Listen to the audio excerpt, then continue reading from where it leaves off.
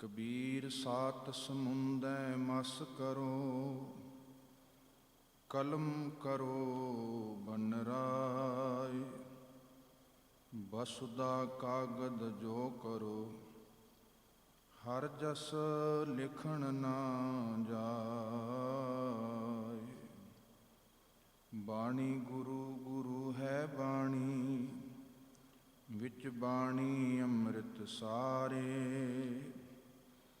गुर बाणी कह सेवक जन मानੈ,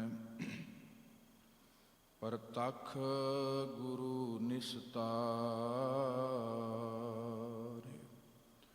परम सत्कारयोग सर्व कला समर्थ रूहानीयत दे मालक, समूची मानवता दे सांझे रहबर धन श्री गुरु ग्रंथ साहिब जी, बड़े वडभागी हो। गुरु की नेड़ता बनी है। बाणी गुरु जी का कीर्तन पाठ मन नूं भाउंदा है। ते गुरु हरगोबिंद साहिब जी ने आखिया सी, सिख ने सवाल किया, सतगुरु सानू किवें पता लगे मन जाग रहा है, धर्म की यात्रा साडी सही जा रही है। तो गुरु हरगोबिंद साहिब ने आखिया सी, मन जागै कि यह निशानी, मीठी लागै प्रै की बानी। जदों प्यारे वाहिगुरु गुरु दे बोल मिठे लगन, समझ लो मन जागदा पिया है। तो साहिब दे पावन अमृत बोल रोज़ाना की तरह आप जी ने सरवण कीते ने। भाई साहिब जी ने जो शब्द गायन कीते ने, उहदा विशा वस्तु मां रूप अंदर प्रगट हुंदा है। भावें सारे रिश्ते मुबारक ने, पर गुरुदेव ने जदों भी वाहिगुरु नूं आवाज़ मारी है, मां दे सुभाअ नूं सामने रख के आवाज़ मारी है। ते संसार का सब तो पहला रिश्ता है मां दा, अध्यात्मक जगत विच पहला रिश्ता है गुरु दा। सो मुबारक है वो सांझां जिहड़ियां मुकम्मल होण। तो अज मदर डे है, मां दा दिहाड़ा है। तो एक दिन नहीं, सिख कदे परोपकार नहीं भुलदा। मां दे, प्यो दे, गुरु दे, वाहिगुरु दे। ते गुरुदेव कहन लगे, वाहिगुरु तू मां वर्गा है। हर जी माता, हर जी पिता, हर जीओ परतपालक। हर जी मेरी सार करे, हम हर के बारक। किन्नी वार साहिब ने बाणी च बचन आखे ने। ते गुरुदेव ने कहा, जिमें मां बच्चे च किन्ने भी औगण होण, भावें मां बिरध आश्रम च भी होवे, उत्थे भी नहीं कहती मेरे बच्चे माड़े ने। उत्थे भी उन्हां नूं सलाउंदी है, जे अत कोप करे करताया, तो भी चीत ना रख समाया। रामैया हों बारक तेरा, काहे ना खंडस औगण मेरा। वाहिगुरु जिमें मां औगण नहीं चितारदी, तुसी भी नहीं चितारदे। बड़ी दयालता है मां अंदर, बड़ा परोपकार है। वो कहा जाता है मावां ठंडियां छावां, पर हकीकत यह है छावां ते ढल जांदियां ने, मावां दा प्यार नहीं कदे मुकदा। मां वास्ते ते बच्चा किड्डा भी जवान, किड्डी पदवी ते होए, उहदे वास्ते बच्चा ही है। सो मां दा मोह, मां दा प्यार, मां दा जज्बा वो मुकदा नहीं है। सो सतगुर कृपा करन, माड़े नहीं कोई भी रिश्ते, संबंध रब ने बनाए ने। मां दा है, प्यो दा है, जिन्ने भी ने मुबारक ने संबंध। जिसने संबंध बनाए ने, जे आपां उहनूं चेते रखते हैं, जे याद होएगा, जे साडे कोल गुरु की बाणी होएगी, फिर मां दे परोपकार भी रहणगे। जिहड़ा बच्चा रोज़ पढ़ेगा पवन गुरु पाणी पिता माता धरत महतो, मां नूं कित्थों भुल जाएगा? वो मां की सेवा कित्थों भुल जाएगा? तू ठाकुर तुम पैरदास, जियो पिंड सब तेरी रास। तुम मात पिता हम बारग तेरे। बाणी ने तो बार बार ये रिश्ते सामने रख के साडे अंदर वाहिगुरु का एहसास उजागर किया है। सो मुबारक ने संबंध, जे वाहिगुरु चेते है, जे गुरु का बोध जीवन चोए। सो साहिब सतगुर कृपा करन, बाणी आप जी ने सरवण की है। ਹੁਣ ਜਪਜੀ ਸਾਹਿਬ ਪਾਵਨ ਬਾਣੀ ਜੋ ਆਪਾਂ ਹੁਣ ਤੱਕ 14 ਪੌੜੀਆਂ ਦੀ ਵਿਚਾਰ ਉਚਾਰਨ ਸਾਂਝਾ ਕੀਤਾ ਹੈ। ਧੰਨ ਗੁਰੂ ਨਾਨਕ ਦੇਵ ਸਾਹਿਬ ਸਤਿਗੁਰੂ ਕਿਵ ਸਚਿਆਰਾ ਹੋਈ ਹੈ, ਕਿਵ ਕੂੜੈ ਟੁੱਟੈ ਪਾਲ, ਹੁਕਮ ਰਜ਼ਾਈ ਚੱਲਣਾ ਨਾਨਕ ਲਿਖਿਆ ਨਾਲ। ਆਪਾਂ ਕਹਿ ਸਕਦੇ ਹਾਂ ਇਹ ਜਪਜੀ ਸਾਹਿਬ ਜੀ ਦਾ ਸੈਂਟਰ ਆਈਡੀਆ ਹੈ। ਸਾਰੇ ਜਪਜੀ ਸਾਹਿਬ ਵਿੱਚ ਸਤਿਗੁਰ ਨੇ ਰੱਬੀ ਹੁਕਮ ਦਾ ਜ਼ਿਕਰ ਕੀਤਾ ਹੈ ਤੇ ਰੱਬੀ ਕਲਾ ਹੁਕਮ ਸਾਡੇ ਸਾਹਮਣੇ ਰੱਖ ਕੇ ਸਾਨੂੰ ਸਮਝਾਇਆ ਅਸੀਂ ਸਚਿਆਰ ਤਾਂ ਹੋ ਸਕਦੇ ਹਾਂ ਜੇ ਆਪਣੀ ਹਉਮੈ ਨੂੰ ਤਿਆਗ ਕੇ ਉਸ ਮਾਲਕ ਦੇ ਹੁਕਮ ਨੂੰ ਆਪਾਂ ਕਬੂਲ ਕਰਦੇ ਹਾਂ। ਸੋ ਆਓ ਆਪਾਂ ਅੱਜ ਦੀ ਵਿਚਾਰ ਦੀ ਆਰੰਭਤਾ ਕਰੀਏ ਜੋ ਪੰਜ ਪ੍ਰਵਾਨ ਪੰਜ ਪ੍ਰਧਾਨ ਤੋਂ ਸ਼ੁਰੂ ਹੁੰਦੀ। ਮਾਫ ਕਰਨਾ 15 ਪੌੜੀਆਂ ਤੱਕ ਆਪਾਂ ਵਿਚਾਰ ਸਾਂਝੀ ਕਰ ਲਈ ਹੈ।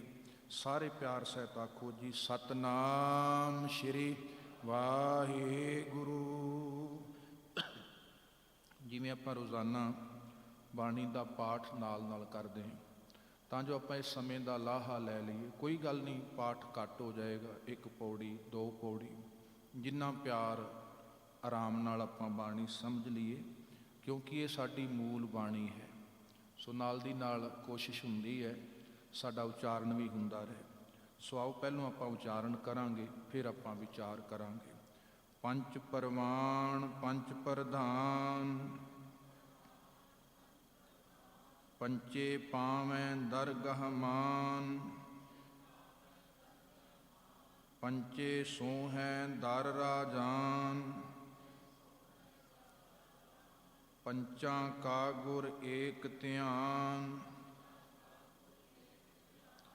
ਜੇ ਕੋ ਕਹਿ ਕਰੈ ਵਿਚਾਰ, ਕਰਤੇ ਕੈ ਕਰਨੈ ਨਾਹੀ ਸ਼ੁਮਾਰ,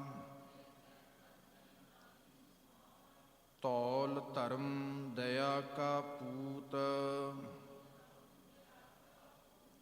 ਸੰਤੋਖ ਥਾਪ ਰਖਿਆ ਜਿਨ ਸੂਤ, ਜੇ ਕੋ ਬੁੱਝੈ ਹੋਵੈ ਸਚਿਆਰ, ਤਵਲੇ ਉੱਪਰ ਕੀਤਾ ਭਾਰ, ਧਰਤੀ ਹੋਰ ਪਰੈ ਹੋਰ ਹੋਰ, ਤਿਸਤੇ ਭਾਰ ਤਲੈ ਕਵਣ ਜ਼ੋਰ, ਜੀ ਜਾਤ ਰੰਗਾਂ ਕੇ ਨਾਮ, ਸਭਨਾ ਲਿਖਿਆ ਵੁੜੀ ਕਲਾਮ, ਇਹ ਲੇਖਾ ਲਿਖ ਜਾਣੈ ਕੋਏ, ਲੇਖਾ ਲਿਖਿਆ ਕੀਤਾ ਹੋਏ, ਕੀਤਾ ਤਾਣ ਸਵਾਲਿਓ ਰੂਪ, ਕੀਤੀ ਦਾਤ ਜਾਣੈ ਕੌਣ ਕੂਤ, ਕੀਤਾ ਪਸਾਓ ਏਕੋ ਕਵਾਓ, ਤਿਸਤੇ ਹੋਏ ਲਖ ਦਰਿਆਓ,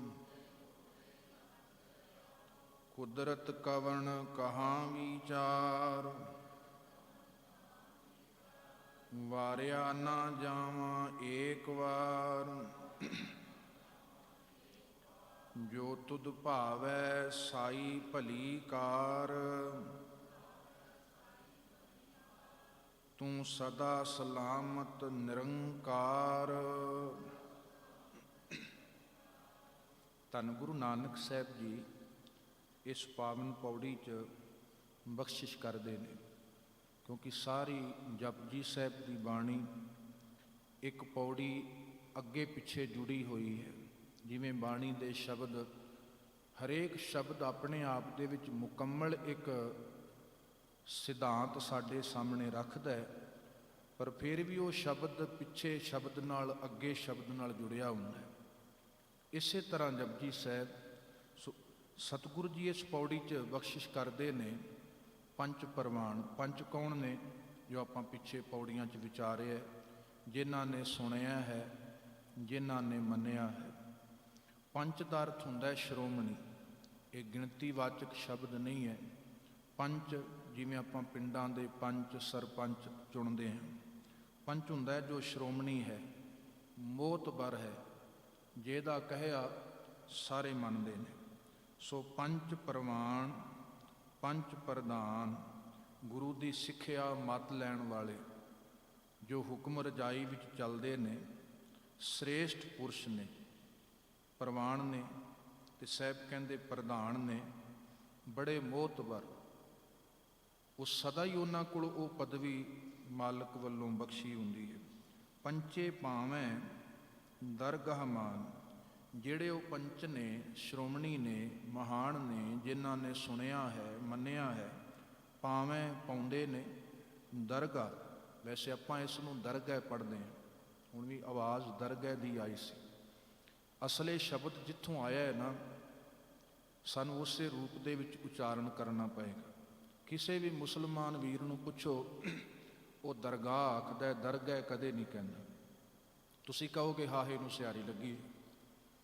ਇਹ ਹਾਹੇ ਨੂੰ ਜਿਹੜੀ ਸਿਹਾਰੀ ਲੱਗੀ ਹੈ, ਇਹ ਅਰਥ ਦੇ ਰਹੀ ਹੈ ਦਰਗਾਹ ਵਿੱਚ, ਵਾਹਿਗੁਰੂ ਦੀ ਦਰਗਾਹ ਦੇ ਵਿੱਚ। ਕਿਉਂਕਿ ਫਿਰ ਮੈਂ ਬੇਨਤੀ ਕਰਾਂ, ਅਖੀਰ 'ਤੇ ਲੱਗੀ ਸਿਹਾਰੀ ਜਾਂ ਸੰਬੰਧਗੀ ਦੇ ਅਰਥ ਦੇਗੀ, ਜਾਂ ਇਸਤਰੀਵਾਚਕ ਦੇ ਅਰਥ ਦੇਗੀ, ਜਾਂ ਗਿਣਤੀਵਾਚਕ ਦੇ ਅਰਥ ਦੇਗੀ। ਕੁਝ ਸ਼ਬਦਾਂ ਨਾਲ ਮੂਲਕ ਸਿਹਾਰੀ ਹੁੰਦੀ ਹੈ, ਉਹ ਪਿੱਛੋਂ ਜਿੱਥੋਂ ਸ਼ਬਦ ਆਏ ਨੇ ਨਾਲ ਹੀ ਆਈ ਹੁੰਦੀ ਹੈ। ਸੋ ਇਸ ਵਾਸਤੇ ਇਹਨੂੰ ਦੁਲਾਵਾਂ ਦੇ ਨਾਲ ਪੜ੍ਹਨ ਦੀ ਬਜਾਏ, ਦਰਗਾਹ ਪੜ੍ਹਨ ਦੀ ਬਜਾਏ ਦਰਗਾਹ, ਇਹ ਸ਼ਬਦ ਇਸੇ ਤਰ੍ਹਾਂ ਹੈ ਦਰਗਾਹ। ਪੰਚੇ ਭਾਵੇਂ ਦਰਗਾਹ ਮਾਨ, ਹਾਹੇ ਦਾ ਉਚਾਰਨ ਕਰਨਾ, ਸਿਹਾਰੀ ਦਾ ਨਹੀਂ। ਤੋ ਗੁਰਦੇਵ ਜੀ ਕਹਿੰਦੇ ਅਜਿਹੇ ਸ੍ਰੇਸ਼ਟ ਸੁਣਨ ਮੰਨਣ ਵਾਲੇ ਜਿਹੜੇ ਸ਼ੋਭਾ ਪਾਉਂਦੇ ਨੇ, ਵਾਹਿਗੁਰੂ ਦੇ ਦਰ 'ਤੇ ਸਦਾ ਸ਼ੋਭਨੀਕ ਨੇ।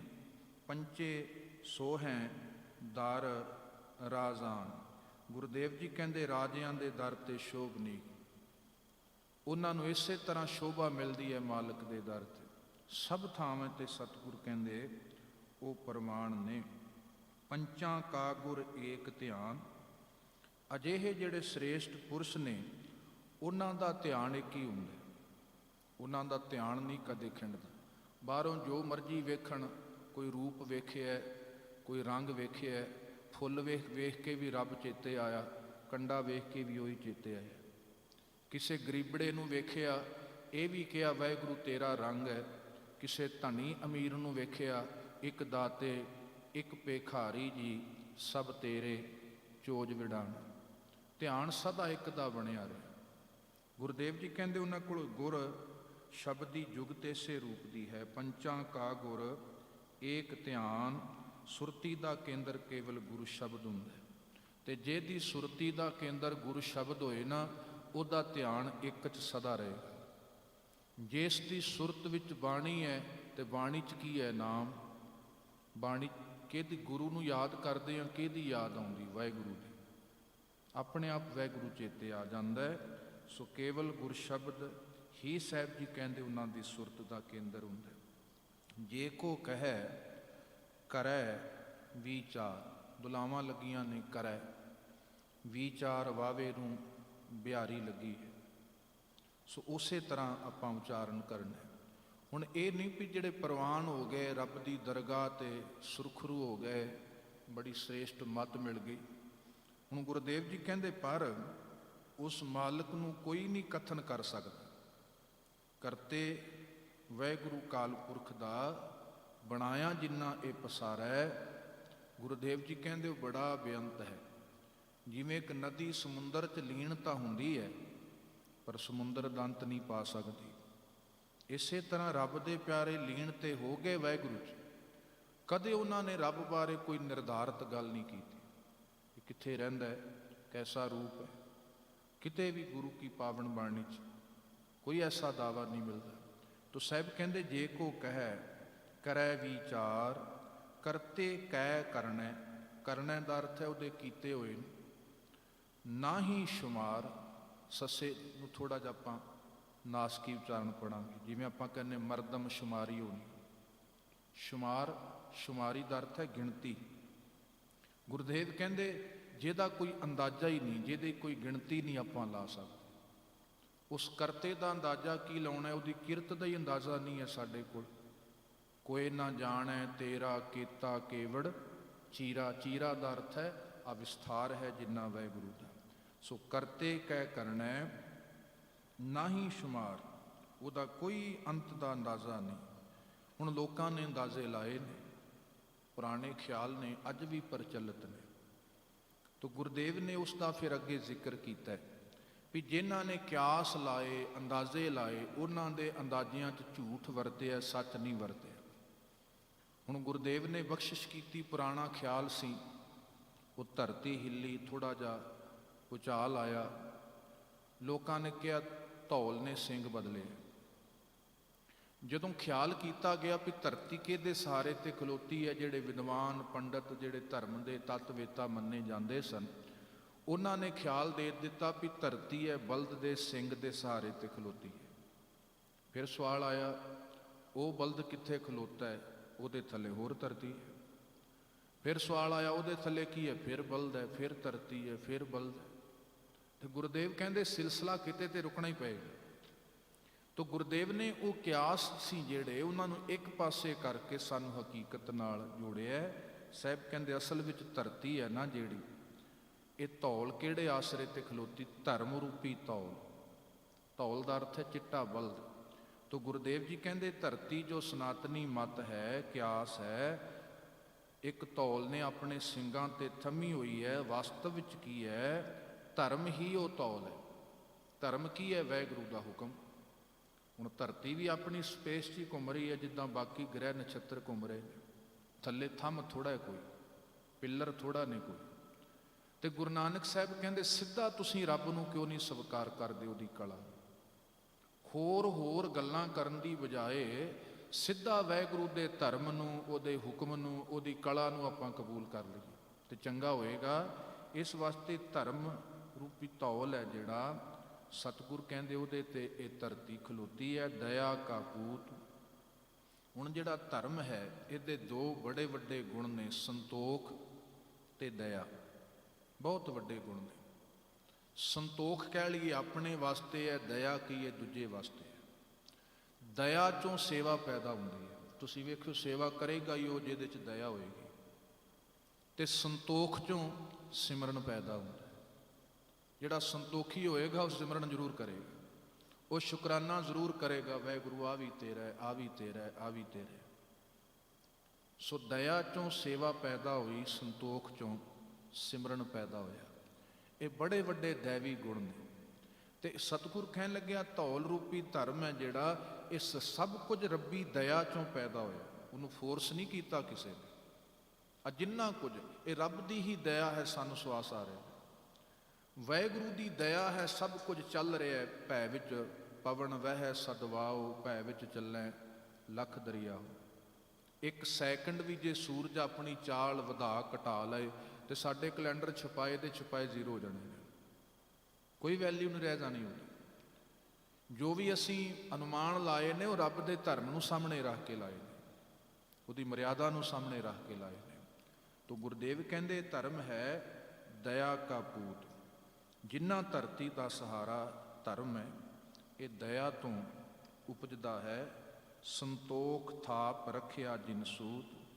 ਤੇ ਧਰਮ ਨੇ ਸੰਤੋਖ ਸ੍ਰੇਸ਼ਟ ਸੁਭਾਅ ਹੈ ਜਿਹੜਾ ਮਨੁੱਖੀ ਜੀਵਨ ਦਾ, ਇਹ ਸਥਾਪਿਤ ਕੀਤਾ ਹੋਇਆ। ਤੁਸੀਂ ਵੇਖੋ ਹਰੇਕ ਚੀਜ਼ ਸੂਤਰ ਹੁੰਦਾ ਹੈ, ਜਿਵੇਂ ਕਈ ਮਣਕਿਆਂ ਨੂੰ ਸੂਤਰ ਪਰੋ ਕੇ ਰੱਖਦਾ, ਇੱਕ ਮਾਲਾ ਬਣ ਜਾਂਦੀ ਹੈ। ਇਸੇ ਤਰ੍ਹਾਂ ਵਾਹਿਗੁਰੂ ਦਾ ਬਣਾਇਆ ਇਹ ਮੰਡਲ ਹੈ ਜਿੰਨਾ ਵੀ, ਇਹ ਸਭ ਕੁਝ ਸੰਤੋਖ ਵਿੱਚ ਪਰੋਤਿਆ ਹੋਇਆ। ਘਾਹ ਘਾਹ ਹੋਣ ਚ ਰਾਜੀ ਹੈ, ਇੱਕ ਕਾਂ ਕਾਂ ਹੋਣ ਚ ਰਾਜੀ ਹੈ, ਮੋਰ ਮੋਰ ਹੋਣ ਚ ਰਾਜੀ ਹੈ।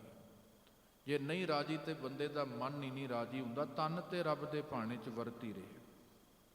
ਸਭ ਕੁਝ ਗੁਰਦੇਵ ਕਹਿੰਦੇ ਸੰਤੋਖ ਦੇ ਸੂਤਰ ਚ ਵੱਜਾ ਹੋਇਆ ਹੈ। ਸੰਤੋਖ ਥਾਪ ਰੱਖਿਆ ਜਿਨ ਜੇਸ ਨੇ ਸੂਤ। ਸੂਤ ਦਾ ਅਰਥ ਹੈ ਸੂਤਰ ਦੇ ਅੰਦਰ, ਮਰਿਆਦਾ ਦੇ ਅੰਦਰ। ਜੇ ਕੋ ਬੁੱਝੈ ਹੋਵੈ ਸਚਿਆਰ। ਫਿਰ ਉਹੀ ਗੱਲ ਸਾਹਿਬ ਨੇ ਕੀਤੀ ਵੀ ਜਿਹੜਾ ਵਾਹਿਗੁਰੂ ਦੇ ਹੁਕਮ ਨੂੰ, ਧਰਮ ਨੂੰ ਬੁੱਝਦਾ ਹੈ, ਬੁੱਝਣ ਦਾ ਅਰਥ ਮੰਨਣਾ, ਬੁੱਝੈ ਥੋੜ੍ਹਾ ਜਿਹਾ ਆਪਾਂ ਜੇ ਅਦਕ ਲਾ ਕੇ ਬਾਣੀ 'ਚ, ਵੈਸੇ ਅਦਕ ਕਿਤੇ ਨਹੀਂ ਆਈ ਪਰ ਆਪਾਂ ਉਚਾਰਨ ਕਰਦੇ ਹਾਂ ਬਾਣੀ 'ਚ, ਕੋਈ ਵੀ ਸੰਪਰਦਾ ਹੈ ਸਾਰੀ ਅਦਕ ਉਚਾਰਨ ਕਰਦੇ ਨੇ, ਬਾਣੀ 'ਚ ਕਿਤੇ ਵੀ ਅਦਕ ਨਹੀਂ ਆਈ ਵੈਸੇ। ਤੋ ਇਸੇ ਤਰ੍ਹਾਂ ਇੱਥੇ ਵੀ ਥੋੜ੍ਹਾ ਜਿਹਾ ਆਪਾਂ ਬੁੱਝੈ, ਜੇ ਕੋ ਬੁੱਝੈ, ਜੇ ਕੋ ਇਸ ਧਰਮ ਨੂੰ ਰੱਬੀ ਹੁਕਮ ਨੂੰ ਬੁੱਝੇ ਹੋਵੈ ਸਚਿਆਰ। ਫਿਰ ਸਤਿਗੁਰ ਕਹਿੰਦੇ ਉਹ ਸਚਿਆਰ ਹੁੰਦਾ, ਉਹਦੇ ਜੀਵਨ 'ਚ ਅਸਲ ਸੱਚ ਧਰਮ ਸਥਾਪਿਤ ਹੋ ਜਾਂਦਾ ਹੈ। ਧਵਲੇ ਉੱਪਰ ਕੀਤਾ ਭਾਰ। ਪਰ ਗੁਰਦੇਵ ਜੀ ਕਹਿੰਦੇ ਜੇ ਅਸਲ ਵਿੱਚ ਪ੍ਰਾਣੀ ਮਨੌਤ ਹੀ ਮੰਨੀ ਜਾਏ, ਗੁਰਦੇਵ ਕਹਿੰਦੇ ਜੇ ਧਵਲ ਬਲਦ ਦੀ ਆਪਾਂ ਸਮਰੱਥਾ ਵੇਖੀਏ ਕਿੰਨੀ ਕੁ ਹੋ ਸਕਦੀ ਹੈ ਧਰਤੀ ਦਾ ਭਾਰ ਚੁੱਕਣ ਦੀ। ਧਰਤੀ ਹੋਰ ਪਰੈ ਹੋਰ, ਜੇ ਧਰਤੀ ਦਾ ਭਾਰ ਥੰਮਣ ਲਈ ਥੱਲੇ ਕਿਸੇ ਬਲਦ ਦੀ ਹੋਂਦ ਨੂੰ ਮੰਨ ਲਓ ਮੰਨ ਲਿਆ ਜਾਏ, ਤੇ ਗੁਰਦੇਵ ਕਹਿੰਦੇ ਉਹ ਬਲਦ ਦੇ ਖਲੋਣ ਦੀ ਵੀ ਤੇ ਥਾਂ ਚਾਹੀਦੀ ਹੈ। ਉਹਦੇ ਥੱਲੇ ਹੋਰ ਧਰਤੀ, ਹੋਰ ਬਲਦ, ਹੋਰ ਧਰਤੀ, ਹੋਰ ਬਲਦ, ਤੇ ਗੁਰਦੇਵ ਕਹਿੰਦੇ ਆਖਰ ਨੂੰ ਕਿਤੇ ਤੇ ਜਾ ਕੇ ਰੁਕਾਂਗੇ। ਸੋ ਇਸ ਵਾਸਤੇ ਸਿੱਧਾ ਕਿਉਂ ਨਹੀਂ ਸਵੀਕਾਰ ਕਰਦੇ, ਵਾਹਿਗੁਰੂ ਤੇਰੀ ਕਲ ਹੈ, ਤੂੰ ਸਾਡੇ ਜੀਵਨ ਦਾ ਸਭਨਾ ਦਾ ਆਧਾਰ ਹੈ। ਤਿਸਤੇ ਭਾਰ ਤਲੈ ਕਵਰਨ ਜ਼ੋਰ। ਤੇ ਕਿਹੜਾ ਬਲ ਹੈ ਜਿਹੜਾ ਉਸ ਬਲਦ ਦੇ ਜਾਂ ਧਰਤੀ ਦੇ ਥੱਲੇ ਹੈ? ਗੁਰਦੇਵ ਕਹਿੰਦੇ ਉਹ ਵਾਹਿਗੁਰੂ ਦੇ ਧਰਮ ਦਾ ਹੀ ਹੈ। ਉਹ ਵਾਹਿਗੁਰੂ ਨੇ ਸੰਤੋਖ ਪੈਦਾ ਕੀਤਾ, ਦਇਆ। ਗੁਰਦੇਵ ਸੱਚੇ ਪਾਤਸ਼ਾਹ ਕਹਿੰਦੇ ਵਾਹਿਗੁਰੂ ਦਾ ਸੁਭਾਅ ਹੈ ਜਿਹਦੇ 'ਚੋਂ ਸਭ ਕੁਝ ਵਰਤ ਰਿਹਾ। ਜੀ ਜਾਤ ਰੰਗਾਂ ਕੇ ਨਾਮ। ਹੁਣ ਇਸ ਧਰਤੀ ਨਹੀਂ ਜਿੰਨਾ ਵੀ ਕੁਝ ਹੋਏਗਾ, ਕਿੰਨੇ ਜੀ ਨੇ, ਉਹਨਾਂ ਦੀਆਂ ਕਿੰਨੀਆਂ ਵੈਰਾਈਟੀਆਂ ਨੇ, ਜਾਤੀਆਂ ਨੇ। ਰੰਗਾਂ ਕੇ ਨਾਮ, ਕਈ ਨਾਵਾਂ ਦੇ ਰੰਗਾਂ ਦੇ ਜੀ ਜੰਤ ਨੇ, ਅਸੀਂ ਤੇ ਪਛਾਣ ਵੀ ਨਹੀਂ ਕਰ ਸਕੇ, ਅਸੀਂ ਤੇ ਕਈ ਜੀਵਾਂ ਨੂੰ ਲੱਭ ਹੀ ਨਹੀਂ ਸਕੇ। ਕਿੰਨੀ ਵਿਚਿੱਤਰਤਾ ਹੈ। ਗੁਰਦੇਵ ਕਹਿੰਦੇ ਵਾਹਿਗੁਰੂ ਦੇ ਇਸ ਧਰਮ ਦੇ ਅੰਦਰ ਬਣਾਈ ਰਚਨਾ 'ਚ ਸਭਨਾ ਲਿਖਿਆ ਵੁੜੀ ਕਲਾਮ। ਵੁੜੀ ਦਾ ਅਰਥ ਹੈ ਜੋ ਨਿਰੰਤਰ ਚੱਲਦੀ। ਮਾਲਕ ਵਾਹਿਗੁਰੂ ਦੀ ਹੁਕਮ ਰੂਪੀ ਕਲਮ ਜਿਹੜੀ ਨਿਰੰਤਰ ਚੱਲ ਰਹੀ, ਉਹ ਨਹੀਂ ਰੁਕ ਰਹੀ ਕਦੇ। ਤੇ ਹੁਕਮ ਰੂਪੀ ਕਲਮ ਦੇ ਵਿੱਚ ਵਿਧਾਤਾ ਨੇ ਸਭਨਾਂ ਦੇ ਲੇਖ ਲਿਖੇ ਨੇ। ਜੇ ਸ਼ੇਰ ਹੈ ਉਹਨੇ ਮਾਸ ਹੀ ਖਾਣਾ, ਜੇ ਬੱਕਰੀ ਉਹਨੇ ਘਾਹ ਹੀ ਖਾਣਾ। ਸਭਨਾਂ ਦਾ ਗੁਰਦੇਵ ਕਹਿੰਦੇ ਲੇਖ, ਵੁੜੀ ਕਲਾਮ, ਹੁਕਮ ਦੇ ਵਿੱਚ ਸਭ ਬੱਝੇ ਹੋਏ ਨੇ, ਤੇ ਕਰਮਾਂ ਦਾ ਲੇਖ ਵਿਧਾਤੇ ਨੇ ਲਿਖਿਆ। ਇਹ ਲੇਖਾ ਲਿਖ ਜਾਣੈ ਕੋਈ। ਹੁਣ ਜੀਵਾਂ ਦਾ ਇਹ ਕਰਮ ਲੇਖਾ ਹੈ। ਜੇ ਕੋਈ ਮਨੁੱਖ ਲਿਖਣਾ ਜਾਣਦਾ ਹੋਵੇ, ਤੇ ਸਾਹਿਬ ਕਹਿੰਦੇ ਲੇਖਾ ਲਿਖਿਆ ਕੀਤਾ ਹੋਏ ਤਾਂ ਲਿਖਿਆ ਹੋਇਆ ਲੇਖ ਕਿੰਨਾ ਕੁ ਵਿਸਥਾਰ ਵਾਲਾ ਹੋ ਜਾਏਗਾ। ਭਾਵ ਮਨੁੱਖ ਦੇ ਕੋਲ ਸੋਝੀ ਸਮਰੱਥਾ ਨਹੀਂ ਹੈ ਵਾਹਿਗੁਰੂ ਦੇ ਲੇਖ ਨੂੰ ਸਮਝ ਸਕੇ। ਉਹਦੀ ਰਚਨਾ ਨੂੰ ਸਿਆਣੇ ਕਹਿੰਦੇ ਨੇ। ਆ ਜਿਹੜੀ ਰਚਨਾ ਹੈ ਇਹ ਇੱਕ ਐਸੀ ਕਿਤਾਬ ਹੈ ਜਿਹੜੀ ਸ੍ਰਿਸ਼ਟੀ ਹੈ, ਇਹਦੇ ਪਹਿਲੇ ਪੰਨੇ ਵੀ ਪਾਟੇ ਨੇ, ਅਖੀਰ ਵਾਲੇ ਵੀ ਪਾਟੇ ਨੇ। ਲੱਭ ਰਹੇ ਅਸੀਂ ਆਪਣਾ ਆਦ, ਪਰ ਹਕੀਕਤ ਇਹ ਹੈ ਇਹਦੇ ਪਹਿਲੇ ਪੰਨੇ ਵੀ ਪਾਟੇ, ਕਦੋਂ ਸ਼ੁਰੂ ਹੋਏ ਕਿੱਥੋਂ ਆਏ ਨਹੀਂ ਪਤਾ। ਇਹਦੇ ਅਖੀਰ ਵਾਲੇ ਪੰਨੇ ਵੀ ਹੈ ਨਹੀਂ, ਉਹਦਾ ਵੀ ਸਾਨੂੰ ਪਤਾ ਨਹੀਂ। ਉਹ ਆਦ ਅੰਤ ਨੂੰ ਉਹ ਆਪ ਹੀ ਜਾਣਨ ਵਾਲਾ ਹੈ। ਤੇ ਜੇ ਕੋਈ ਸਾਹਿਬ ਕਹਿੰਦੇ ਕਿੰਨਾ ਵੀ, ਗੁਰੂ ਨਾਨਕ ਸਤਿਗੁਰ ਨੇ ਭਗਤਾਂ ਨੇ ਬਾਣੀ 'ਚ ਆਖਿਆ, ਆ ਸ੍ਰੀ ਰਾਗ ਵਿੱਚ ਸਤਿਗੁਰ ਦਾ ਬਚਨ ਆਉਂਦਾ, ਨਾਨਕ ਕਾਗਦ ਲੱਖ ਮਣ, ਲੱਖਾਂ ਹੀ ਮਣ ਕਾਗਜ਼ ਹੋਣ, ਪੜ ਪੜ ਕੀਚੈ ਪਾਓ। ਮੱਸੂ, ਮੱਸੂ ਦਾ ਅਰਥ ਹੁੰਦਾ ਸਿਆਹੀ। ਮੱਸੂ ਤੋਟ ਨਾ ਆਵੀ, ਲੇਖਣ ਪਾਉਣ ਚਲਾਓ, ਭੀ ਤੇਰੀ ਕੀਮਤ ਨਾ ਪਵੈ, ਹੋਂ ਕੇਵੜ ਆਖਾਂ ਨਾ। ਸਿਆਹੀ ਦੀ ਤੋਟ ਨਾ ਹੁੰਦੀ ਹੋਏ, ਹਵਾ ਦੀ ਗਤੀ ਵਰਗੂ ਲਿਖੀ ਜਾਏ, ਲਿਖੀ ਜਾਏ, ਲਿਖੀ ਜਾਏ, ਮਾਲਕ ਤਾਂ ਵੀ ਤੇਰਾ ਕੋਈ ਅੰਤ ਨਹੀਂ। ਲੇਖਾ ਲਿਖਿਆ ਕੀਤਾ ਹੋਏ, ਜੋ ਮਨੁੱਖੀ ਸਮਝ ਹੈ ਉਹਦੇ ਤੋਂ ਮਾਲਕ ਵਾਹਿਗੁਰੂ ਦੀ ਸ਼ਕਤੀ ਬਾਹਰਾ ਹੈ। ਤੋ ਸਾਡੀ ਲਿਖਣ ਦੀ ਸਮਝਣ ਦੀ ਸ਼ਕਤੀ ਵਿੱਚ ਉਹ ਕੈਦ ਨਹੀਂ ਹੋ ਸਕਦਾ। ਕੇਤਾ ਤਾਣ ਸਵਾਲਿਓ ਰੂਪ। ਸੋ ਸਾਹਿਬ ਜੀ ਕਹਿੰਦੇ ਕਿੱਡਾ ਤਾਣ ਦਾ ਅਰਥ ਹੁੰਦਾ ਹੈ ਬਲ। ਕਿੰਨਾ ਤਾਣ ਹੈ, ਰੱਬ ਨੇ ਸਭ ਤਾਣ ਭਰਿਆ। ਸੂਰਜ ਕੋਲ ਕਿੰਨਾ ਤਾਣ ਹੈ, ਪਾਣੀ ਕੋਲ ਕਿੰਨਾ ਤਾਣ ਹੈ, ਹਵਾ ਕੋਲ ਕਿੰਨਾ ਤਾਣ ਹੈ, ਜਾਂ ਜੋ ਵੀ ਜਿੰਨਾ ਵੀ ਤਾਣ ਹੈ ਬਲ ਹੈ, ਕਿੱਥੋਂ ਆਇਆ? ਮਾਲਕ ਨੇ ਬਖਸ਼ਿਆ। ਉਹਦਾ ਤਾਣ ਬਲ ਅਸੀਂ ਮਾਪ ਹੀ ਨਹੀਂ ਸਕਦੇ ਕਿੱਡਾ ਕੁ ਵੱਡਾ। ਸਵਾਲਿਓ ਰੂਪ, ਸਵਾਲਿਓ ਦਾ ਅਰਥ ਹੈ ਬੜਾ ਸੋਹਣਾ ਰੂਪ। ਵਾਹਿਗੁਰੂ ਤੇਰਾ ਸਰੂਪ ਕਿੰਨਾ ਸੁੰਦਰ ਹੈ। ਕਿੱਥੋਂ ਪਤਾ ਲੱਗੇ? ਰੱਬ ਦੀ ਇਸ ਕਾਇਨਾਤ ਚੋਂ ਪਤਾ ਲੱਗਦਾ ਹੈ। ਵਾਹਿਗੁਰੂ ਤੂੰ ਕਿੰਨਾ ਸੋਹਣਾ ਹੋਏਗਾ ਜਿੰਨੇ ਕਿੰਨੀ ਸੋਹਣੀ ਇਹ ਰਚਨਾ ਬਣਾਈ ਹੈ।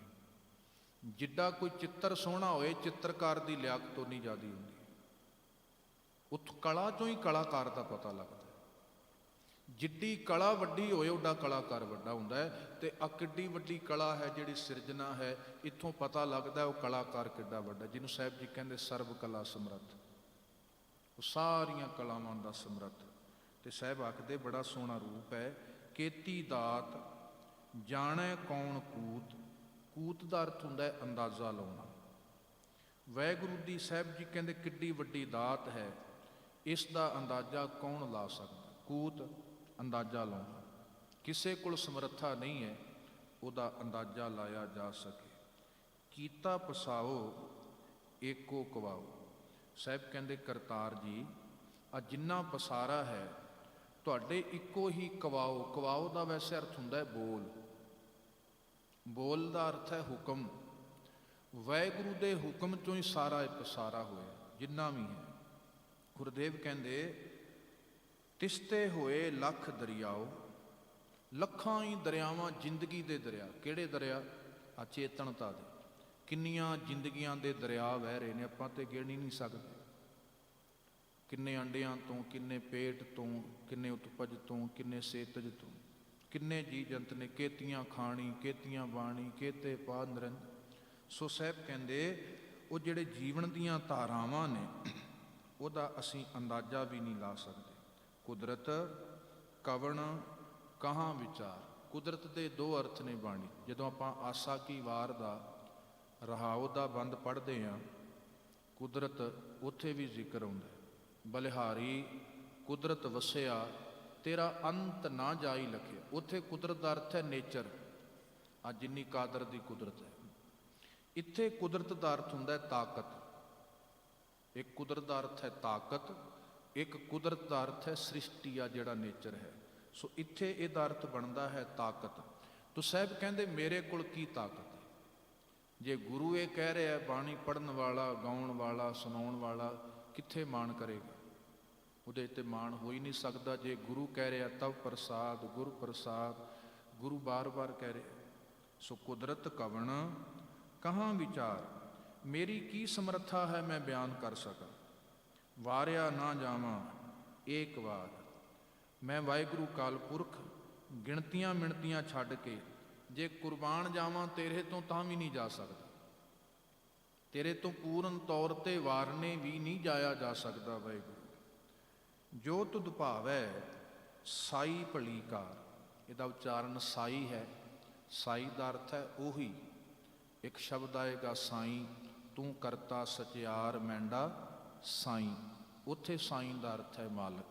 ਸੋ ਇੱਥੇ ਬਿੰਦੇ ਤੋਂ ਬਿਨਾ ਸਾਈ ਉਹੀ। ਜੋ ਤੁਧ ਭਾਵੈ ਸਾਈ ਭਲੀ ਕਾਰ। ਹੇ ਨਿਰੰਕਾਰ ਵਾਹਿਗੁਰੂ ਜੋ ਤੈਨੂੰ ਚੰਗਾ ਲੱਗਦਾ ਹੈ, ਭਾਉਂਦਾ ਹੈ, ਉਹੀ ਭਲਾ ਹੈ। ਕੋਈ ਵਿਰਲਾ ਇਹ ਕਬੂਲ ਕਰਦਾ ਹੋਏਗਾ ਜੀਵਨ ਅੰਦਰ।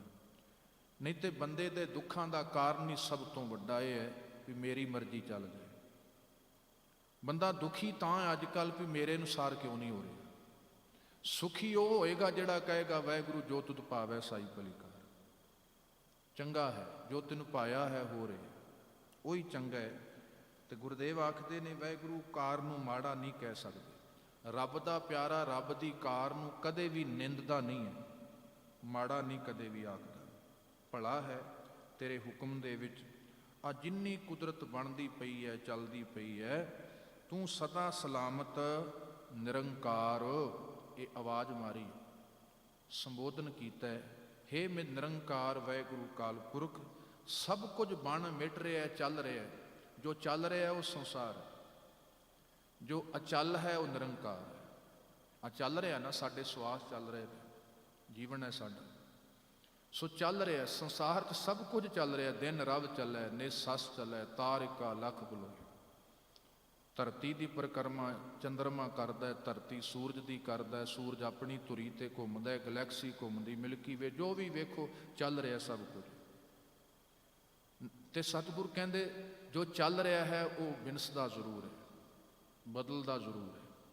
ਦਿਨ ਰਵ ਚਲੈ, ਨਿਸ ਸੱਸ ਚਲੈ, ਤਾਰਿਕਾ ਲੱਖ ਪਲੋਏ। ਮੁਕਾਮ ਉਹੀ ਏਕ ਹੈ ਨਾਨਕਾ ਸੱਚ ਬਗੋਏ। ਵਾਹਿਗੁਰੂ ਤੂੰ ਸਦਾ ਸਲਾਮਤ ਹੈ, ਤੂੰ ਸਦਾ ਸਲਾਮਤ ਨਿਰੰਕਾਰ, ਹੇ ਆਕਾਰ ਤੋਂ ਰਹਿਤ ਵਾਹਿਗੁਰੂ। ਹੁਣ ਅਗਲੀਆਂ ਪੌੜੀਆਂ 'ਚ ਸਤਿਗੁਰੂ ਇਸੇ ਪ੍ਰਵਾਹ ਦਾ ਜ਼ਿਕਰ ਕਰਦੇ ਨੇ ਵੀ ਕੀ ਵਾਹਿਗੁਰੂ ਦੀ ਜਿਹੜੀ ਸਮਰੱਥਾ ਹੈ ਕਿੰਨੇ ਰੂਪਾਂ 'ਚ ਹੈ। ਗੁਰਦੇਵ ਇਹ ਨਹੀਂ ਕਹਿ ਰਹੇ ਵੀ ਚੰਗਾ ਹੋ ਰਿਹਾ, ਠੀਕ ਹੈ, ਸਤਿਗੁਰ ਜਦੋਂ ਸਾਨੂੰ ਸਮਝਾਉਣਗੇ ਨਾ ਉਦੋਂ ਕਹਿਣਗੇ ਆ ਕੰਮ ਚੰਗਾ ਹੈ, ਆ ਨਹੀਂ ਚੰਗਾ। ਜਦੋਂ ਰੱਬੀ ਕਲਾ ਦਾ, ਰੱਬੀ ਸੋਭਤ ਦਾ, ਮਹਿਮਾ ਦਾ ਗੁਰਦੇਵ ਗੁਣਗਾਨ ਕਰਦੇ ਨੇ, ਉੱਥੇ ਫੁੱਲ ਦੀ ਵੀ ਗੱਲ ਕੀਤੀ, ਕੰਡੇ ਦੀ ਵੀ ਕੀਤੀ, ਸਾਧੂ ਦੀ ਵੀ ਕੀਤੀ, ਚੋਰ ਦੀ ਵੀ ਕੀਤੀ। ਉਹ ਸਤਿਗੁਰ ਜੀ ਉਸ ਮਾਲਕ ਦੇ ਵਰਤ ਰਹੇ ਵਰਤਾਰੇ ਚੋਂ ਉਸ ਨੂੰ ਸਲਾਉਂਦੇ ਨੇ। ਤੋ ਸਾਹਿਬ ਨੇ ਅੱਗੇ ਜ਼ਿਕਰ ਕੀਤਾ ਹੈ, ਪੜ੍ਹ ਲਈਏ ਆਪਾਂ। ਅਸੰਖ ਜਪ ਅਸੰਖ ਭਾਉ, ਅਸੰਖ ਪੂਜਾ ਅਸੰਖ ਤਪ ਤਾਉ, ਅਸੰਖ ਗ੍ਰੰਥ ਮੁਖ ਵੇਦ ਪਾਠ, ਅਸੰਖ ਜੋਗ ਮਨ ਰਹਿ ਉਦਾਸ, ਅਸੰਖ ਭਗਤ ਗੁਣ ਗਿਆਨ ਵਿਚਾਰ, ਅਸੰਖ ਸਤੀ ਅਸੰਖ ਦਾਤਾਰ, ਅਸੰਖ ਸੂਰ ਮੋਹ ਭਖ ਸਾਰ, ਅਸੰਖ ਮੋਨ ਲਿਵ ਲਾਏ ਤਾਰ, ਕੁਦਰਤ ਕਵਣ ਕਹਾਂ ਵਿਚਾਰ, ਵਾਰਿਆ ਨਾ ਜਾਵਾਂ ਏਕ ਵਾਰ, ਜੋ ਤੁਧ ਭਾਵੈ ਸਾਈ ਭਲੀ ਕਾਰ, ਤੂੰ ਸਦਾ ਸਲਾਮਤ ਨਿਰੰਕਾਰ। ਹੁਣ ਸਾਹਿਬ ਕਹਿੰਦੇ ਨਿਰੰਕਾਰ ਮੇਰੇ ਕੋਲ ਕੁਦਰਤ ਤਾਕਤ ਨਹੀਂ ਹੈ ਮੈਂ ਬਿਆਨ ਕਰ ਸਕਾਂ। ਤੋ ਸਾਹਿਬ ਨੇ ਸ਼ਬਦ ਵਰਤਿਆ ਅਸੰਖ। ਸੰਖ ਦਾ ਅਰਥ ਹੁੰਦਾ ਹੈ ਸੰਖਿਆ। ਆਪ ਜੀ ਨੂੰ ਪਤਾ ਹੋਵੇਗਾ ਜਦੋਂ ਆਪਾਂ ਪੜ੍ਹਦੇ ਸਾਂ ਜਾਂ ਤੁਸੀਂ ਪੜ੍ਹਿਆ ਹੀ ਹੋਵੇਗਾ, ਜਦੋਂ ਆਪਾਂ ਸੰਖਿਆ ਗਿਣਦੇ ਹਾਂ, ਇਕਾਈ ਹੈ, ਦਹਾਈ ਹੈ, ਸੈਂਕੜਾ ਹੈ, ਹਜ਼ਾਰ ਹੈ, 10,000 ਹੈ, ਲੱਖ ਹੈ, 10 ਲੱਖ ਹੈ, ਕਰੋੜ, ਅਰਬ, ਖਰਬ, ਨੀਲ, ਪਦਮ, ਸ਼ੰਖ। ਸ਼ੰਖ ਤੇ ਜਾ ਕੇ ਸਾਡੀ ਸੰਖਿਆ ਮੁੱਕ। ਸ਼ੰਖ ਸੰਖਿਆ ਉਹ ਹਿੰਦਸਾ ਜਿਹਦੇ ਤੋਂ ਅੱਗੇ ਨਹੀਂ ਆਪਾਂ ਪੜ੍ਹ ਸਕਦੇ। ਤੋ ਸੰਖ ਇੱਕ ਗਿਣਤੀ ਦਾ ਹਿੰਦਸਾ ਹੈ ਤੇ ਗੁਰਦੇਵ ਨੇ ਉਹਦੇ ਅੱਗੇ ਲਾਤਾ ਐੜਾ। ਅਸੰਖ ਸੰਖਿਆ ਤੋਂ ਰਹਿਤ, ਜਿਹਨੂੰ ਗਿਣਿਆ ਹੀ ਨਾ ਜਾ ਸਕੇ। ਸਤਿਗੁਰ ਕਿੱਡੀ ਵੇਖੋ ਵਿਸ਼ਾਲਤਾ, ਬੜੇ ਗਹਿਰੇ ਸ਼ਬਦ ਵਰਦੇ ਨੇ ਜਦੋਂ ਸਤਿਗੁਰ ਰੱਬ ਦੀ ਮਹਿਮਾ ਗਾਇਨ ਕਰਦੇ ਨੇ। ਤੋ ਸਾਹਿਬ ਕਹਿੰਦੇ ਅਸੰਖ ਜਪ। ਹੁਣ ਇਹਨਾਂ ਪੌੜੀਆਂ 'ਚ ਸੰਖਿਆ ਤੋਂ ਰਹਿਤ ਜਿਹੜੇ ਨੇ ਸਤਿਗੁਰ ਕਹਿੰਦੇ ਜਪਣ ਵਾਲੇ ਨੇ। ਇਹ ਨਹੀਂ ਸਤਿਗੁਰ ਨਿਰਣਾ ਕਰ ਰਹੇ ਕੀ ਜਪ ਰਹੇ ਨੇ ਕੀ ਜਪ ਨਹੀਂ ਜਪ ਰਹੇ। ਉਹ ਸਹੀ ਜਪ ਰਹੇ ਨੇ, ਗਲਤ ਜਪ ਰਹੇ। ਗੁਰੂ ਫਿਰ ਵੀ ਬੇਨਤੀ ਕਰਾਂ, ਜਦੋਂ ਸਤਿਗੁਰ ਮਾਲਕ ਦੀ ਮਹਿਮਾ ਦੀ ਗੱਲ ਕਰਨਗੇ, ਉਹਦੇ ਹੁਕਮ ਦੀ ਗੱਲ ਕਰਨਗੇ, ਉਹਦੀ ਕਲਾ ਦੀ ਗੱਲ ਕਰਨਗੇ, ਉੱਥੇ ਸਤਿਗੁਰ ਸਭਨਾਂ ਦੀ ਗੱਲ ਕਰਦੇ ਨੇ। ਤੋ ਸਾਹਿਬ ਕਹਿੰਦੇ ਅਸੰਖ ਜਪ ਅਸੰਖ ਭਾਉ, ਅਸੰਖ ਅਣਗਿਣਤ ਹੀ ਪ੍ਰੇਮ ਕਰਨ ਵਾਲੇ ਪ੍ਰੇਮੀ ਨੇ। ਅਸੰਖ ਪੂਜਾ, ਅਣਗਿਣਤ ਹੀ ਪੂਜਾ ਕਰਨ ਵਾਲੇ ਪੁਜਾਰੀ ਨੇ। ਕੋਈ ਕਿੱਦਾਂ ਕਰ ਰਿਹਾ, ਕੋਈ ਕਿੱਦਾਂ ਕਰ ਰਿਹਾ। ਅਸੰਖ ਤਪ ਤਾਓ, ਅਣਗਿਣਤ ਹੀ ਤਪਸੀ ਨੇ ਜਿਹੜੇ ਤਪ ਤਪਾ ਰਹੇ ਨੇ। ਅਸੰਖ ਗ੍ਰੰਥ ਮੁਖ ਵੇਦ ਪਾਠ, ਅਸੰਖਾਂ ਹੀ ਨੇ। ਅਸੰਖ ਗ੍ਰੰਥ ਮੁਖ, ਮੁਖਾਂ ਤੋਂ ਜਿਹੜੇ ਗ੍ਰੰਥਾਂ ਦੇ ਵੇਦਾਂ ਦੇ ਪਾਠ ਕਰ ਰਹੇ ਨੇ, ਸਤਿਗੁਰ ਕਹਿੰਦੇ ਉਹ ਵੀ ਅਣਗਿਣਤ ਨੇ। ਅਸੰਖ ਜੋਗ ਮਨ ਰਹਿ ਉਦਾਸ, ਅਣਗਿਣਤੀ ਨੇ ਜਿਹੜੇ ਯੋਗ ਸਾਧਨਾ ਕਰ ਰਹੇ ਨੇ। ਮਨ ਰਹੇ ਉਦਾਸ, ਮਨ ਵਿੱਚ ਜਿਹੜੇ ਉਦਾਸ ਨੇ, ਉਪਰਾਮ ਨੇ, ਮਾਇਕ ਧੰਦਿਆਂ ਤੋਂ ਛੁੱਟ ਗਏ। ਅਸੰਖ ਭਗਤ ਗੁਣ ਗਿਆਨ ਵਿਚਾਰ, ਅਣਗਿਣਤ ਹੀ ਪ੍ਰਭੂ ਦੇ ਪਿਆਰੇ ਭਗਤ ਨੇ ਜਿਹੜੇ ਵਾਹਿਗੁਰੂ ਦੇ ਗੁਣਾਂ ਦੀ, ਗਿਆਨ ਦੀ ਵਿਚਾਰ ਕਰਨ ਵਾਲੇ ਨੇ। ਅਸੰਖ ਸਤੀ, ਸਤਵਾਦੀ ਆਚਰਣ ਵਾਲੇ ਨੇ ਜਿਹੜੇ ਕਹਿੰਦੇ ਆਚਰਣ ਵੱਡਾ ਰੱਖੋ। ਅਸੰਖ ਦਾਤਾਰ, ਅਸੰਖਾਂ ਹੀ ਦਾਨੀ ਨੇ, ਦੇ ਰਹੇ ਨੇ, ਜਿੱਥੇ ਲੋੜ ਹੈ ਵੰਡ ਰਹੇ ਨੇ। ਅਸੰਖ ਸੂਰ ਮੋਹ ਭਖ ਸਾਰ, ਅਸੰਖਾਂ ਹੀ ਗੁਰਦੇਵ ਕਹਿੰਦੇ ਸੂਰਮੇ ਨੇ ਭੱਖ ਦਾ ਅਰਥ ਹੈ ਛਕਦੇ ਨੇ, ਸਹਾਰਦੇ ਨੇ, ਸਾਰ ਦਾ ਅਰਥ ਹੈ ਲੋਹਾ। ਐਸੇ ਸੂਰਮੇ ਡਰਦੇ ਹੀ ਨਹੀਂ ਜਿਹੜੇ ਜੰਗ ਵਿੱਚ ਲੋਹੇ ਦੇ ਵਾਲ ਨੂੰ ਸਿੱਧਾ ਮੂੰਹ ਤੇ ਸਾਰ ਲੈਂਦੇ ਨੇ। ਐਸੇ ਅਸੰਖਾਂ ਹੀ ਸੂਰਮੇ ਨੇ, ਸੂਰਬੀਰ ਨੇ। ਅਸੰਖ ਮੋਨ ਲਿਵ ਲਾਏ ਤਾਰ, ਅਣਗਿਣਤੀ ਐਸੇ ਮੋਨੀ ਨੇ ਜਿਹੜੇ ਬੋਲਦੇ ਹੀ ਨਹੀਂ, ਇੱਕ ਤਾਰ ਜਿਹੜੇ ਸਮਾਧੀ ਲਾ ਕੇ ਰੱਖਦੇ ਨੇ। ਗੁਰਦੇਵ ਕਹਿੰਦੇ ਵਾਹਿਗੁਰੂ ਇਹਨਾਂ ਦੀ ਗਿਣਤੀ ਕਿਵੇਂ ਗਿਣੀ ਜਾ ਸਕਦੀ ਹੈ? ਤੇਰੀ ਕੁਦਰਤ, ਤੇਰੀ ਸਮਰੱਥਾ ਬਹੁਤ ਵੱਡੀ ਹੈ। ਸਾਡੇ ਕੋਲ ਸ਼ਬਦ ਬਹੁਤ ਥੋੜੇ ਨੇ। ਤੇਰੇ ਕਵਨ ਕਵਨ ਗੁਣ ਕਹਿ ਕਹਿ ਗਾਵਾਂ, ਤੂੰ ਸਾਹਿਬ ਗੁਣੀ ਨਿਧਾਨਾ। ਤੁਮਰੀ ਮਹਿਮਾ ਵਰਨ ਨਾ ਸਾਕੋਂ, ਤੂੰ ਠਾਕੁਰ ਊਚ ਭਗਵਾਨ। ਫਿਰ ਮੈਂ ਬੇਨਤੀ ਕਰਾਂ, ਪੰਛੀ ਆਕਾਸ਼ ਵਿੱਚ ਉੱਡ ਜਿੱਧਰ ਮਰਜ਼ੀ ਲਏ, ਖੱਬੇ ਚਲੇ ਜਾਏ, ਸੱਜੇ ਚਲੇ ਜਾਏ, ਆਕਾਸ਼ ਦਾ ਅੰਤ ਨਹੀਂ ਕਦੇ ਪੰਛੀ ਪਾ ਸਕਦਾ। ਜਿੱਧਰ ਮਰਜ਼ੀ ਉਡਾਰੀ ਦਾ ਆਨੰਦ ਮਾਣ ਸਕਦਾ। ਮੱਛੀ ਪਾਣੀ 'ਚ ਤਰਨ ਦਾ ਆਨੰਦ ਮਾਣ ਸਕਦੀ ਹੈ, ਸਮੁੰਦਰ ਦਾ ਅੰਤ ਨਹੀਂ ਪਾ ਸਕਦੀ। ਇਸੇ ਤਰ੍ਹਾਂ ਅਸੀਂ ਗੁਣਾਂ ਨੂੰ ਗਾ ਗਾ ਕੇ, ਸਲਾਹ ਸਲਾਹ ਕੇ ਆਨੰਦ ਤੇ ਮਾਣਿਆ ਜਾ ਸਕਦਾ ਹੈ, ਪਰ ਬੇਅੰਤ ਦਾ ਕੋਈ ਅੰਤ ਨਹੀਂ ਹੋਇਆ ਕਰਦਾ। ਜੇ ਅੰਤ ਹਾਂ, ਗੁਣ ਗਾ ਗਾ ਕੇ ਸਾਨੂੰ ਆਪਣੇ ਅੰਤ ਦਾ ਜ਼ਰੂਰ ਬੋਧ ਹੁੰਦਾ। ਜਿਸ ਨੂੰ ਆਪਣੇ ਅੰਤ ਦਾ ਬੋਧ ਹੁੰਦਾ ਹੈ, ਉਹੀ ਬੇਅੰਤ ਵੱਲ ਜਾਂਦਾ ਹੈ। ਉਹੀ ਵੇਖੋ, ਅਕਸਰ ਆਪਾਂ ਵੇਖਦੇ ਜਿਵੇਂ ਜਿਵੇਂ ਉਮਰ ਵੱਧਦੀ ਹੈ, ਬੰਦਾ ਧਰਮ ਦੇ ਕਰਮ ਕਰਨ ਲੱਗ ਪੈਂਦਾ। ਉਹਦਾ ਕੀ ਅਰਥ? ਮਾੜਾ ਨਹੀਂ ਹੈ, ਕੋਈ ਬੁਢੇਪੇ 'ਚ ਵੀ ਆ ਜਾਏ ਮਾੜਾ ਨਹੀਂ। ਉਹਦਾ ਅਰਥ ਇਹ ਹੈ ਵੀ ਆਪਣਾ ਅੰਤ ਸਾਨੂੰ ਬੇਅੰਤ ਵੱਲ ਪ੍ਰੇਰਦਾ ਜ਼ਰੂਰ ਹੈ। ਤੇ ਹਰਨਾਕਸ਼ ਵਰਗਾ ਕਹਿੰਦਾ ਸੀ ਮੇਰਾ ਅੰਤ ਹੀ ਨਹੀਂ, ਉਹਨੇ ਰੱਬ ਨੂੰ ਹੀ ਚੈਲੰਜ ਕਰ ਦਿੱਤਾ। ਸੋ ਬੇਅੰਤ ਵਾਹਿਗੁਰੂ ਜੇ ਦਾ ਅੰਤ ਨਹੀਂ। ਆਪਾਂ ਸਾਲੇ ਅੰਤ ਵਾਲੇ, ਜਿੰਨੇ ਵੀ ਸਾਰੇ ਹਾਂ ਅੰਤ ਵਾਲੇ ਹਾਂ, ਮਿੱਤ ਵਾਲੇ ਹਾਂ, ਸੀਮਾ ਵਾਲੇ ਹਾਂ। ਵਾਹਿਗੁਰੂ ਬੜਾ ਅਸੀਮ ਹੈ। ਤੂੰ ਕੁਦਰਤ ਕਵਣ ਕਹਾਂ ਵਿਚਾਰ, ਵਾਰਿਆ ਨਾ ਜਾਵਾਂ ਏਕ ਵਾਰ। ਮੈਂ ਤੈਥੋਂ ਇੱਕ ਵਾਰੀ ਵੀ ਸਦਕੇ ਨਹੀਂ ਜਾ ਸਕਦਾ। ਜੋ ਤੁਧ ਭਾਵੈ ਸਾਈ ਭਲੀ ਕਾਰ, ਤੂੰ ਸਦਾ ਸਲਾਮਤ ਨਿਰੰਕਾਰ। ਹੇ ਨਿਰੰਕਾਰ ਵਾਹਿਗੁਰੂ, ਤੂੰ ਸਦਾ ਸਲਾਮਤ। ਗੁਰ ਕਿਰਪਾ ਕਰਨ। ਵਾਹਿਗੁਰੂ ਨੇ ਬੜੇ ਸੋਹਣੇ ਸੰਜੋਗ ਸਬੱਬ ਬਣਾਏ ਨੇ। ਆ ਗੁਰਚਰਨਾਂ ਦਾ ਸੰਜੋਗ ਹੈ, ਪਰਿਵਾਰ ਦਾ ਸੰਜੋਗ ਹੈ, ਜਾਂ ਤਿਸ ਮਾਲਕ ਵਾਹਿਗੁਰੂ ਨੇ ਸਾਡੇ ਤੇ ਦਿਆਲਤਾ ਕੀਤੀ ਹੈ ਤੇ ਸਾਨੂੰ ਇਹ ਸੰਜੋਗ ਬਖਸ਼ੇ ਨੇ ਸੰਸਾਰ ਦੇ ਪਦਾਰਥਾਂ ਦੇ, ਤੇ ਅਸੀਂ ਹਰੇਕ ਦੀ ਕਦਰ ਕਰੀਏ। ਗੁਰਮੁਖੋ, ਉਹਦੇ ਵਿੱਚੋਂ ਹੀ ਸਾਨੂੰ ਕਰਤੇ ਦੀਆਂ ਵਡਿਆਈਆਂ ਮਿਲ ਜਾਣੀਆਂ ਨੇ। ਸੋ ਸਾਹਿਬ ਸਤਿਗੁਰ ਕਿਰਪਾ ਕਰਨ, ਸਾਡੇ ਕੋਲ ਸੇਵਾ ਹੋਏ, ਸਾਡੇ ਕੋਲ ਸੰਤੋਖ ਹੋਏ, ਸਾਡੇ ਕੋਲ ਧਰਮ ਹੋਏ, ਨਾਮ ਹੋਏ, ਤਾਂ ਜੋ ਆਪ ਜੀਵਨ ਦਾ ਲਾਹਾ ਲੈ ਸਕੀਏ, ਹੋਰਨਾਂ ਨੂੰ ਆਪਾਂ ਜ਼ਿੰਦਗੀ ਦਾ ਲਾਭ ਪਹੁੰਚਾ ਸਕੀਏ। ਗੁਰ ਕਿਰਪਾ ਕਰਨ। ਸੰਭਾਲ ਕਰੋ ਆਪਣੀ, ਪਰਿਵਾਰ ਦੀ ਵੀ ਕਰੋ। ਆਸੇ ਪਾਸੇ ਜਿੱਥੇ ਲੋੜ ਹੋਏ ਜ਼ਰੂਰ, ਜੋ ਵੀ ਜਥਾ ਸ਼ਕਤ ਹੋਏ, ਜਿਸ ਰੂਪ ਅੰਦਰ ਆਪ ਜੀ ਸਹਿਯੋਗ ਦੇਣ ਦੀ ਕਿਰਪਾਲਤਾ ਕਰੋ। ਜਗਤ ਜਲੰਦਾ ਰੱਖ ਲੈ ਆਪਣੀ ਕਿਰਪਾ ਧਾਰ, ਜਿਤ ਦੁਆਰੈ ਉਭਰੈ ਤਿਤੈ ਲਿਹੋ ਵਾਰ। ਸਤਿਗੁਰ ਸੁਖ ਵਿਖਾਲਿਆ ਸੱਚਾ ਸ਼ਬਦ ਵਿਚਾਰ, ਨਾਨਕ ਅਵਰ ਨ ਸੁਝਈ ਹਰ ਬਿਨ ਬਖਸ਼ਨਹਾਰ। ਇਹ ਅਰਦਾਸ ਹੈ ਸਤਿਗੁਰੂ, ਸਮੁੱਚੀ ਮਾਨਵਤਾ ਨੂੰ ਸੁਖ ਸ਼ਾਂਤੀ ਬਖਸ਼ੋ। ਬੇਅੰਤ ਭੁੱਲਾਂ ਦੀ ਖਿਮਾ। ਵਾਹਿਗੁਰੂ ਜੀ ਕਾ ਖਾਲਸਾ, ਵਾਹਿਗੁਰੂ ਜੀ ਕੀ ਫਤਿਹ।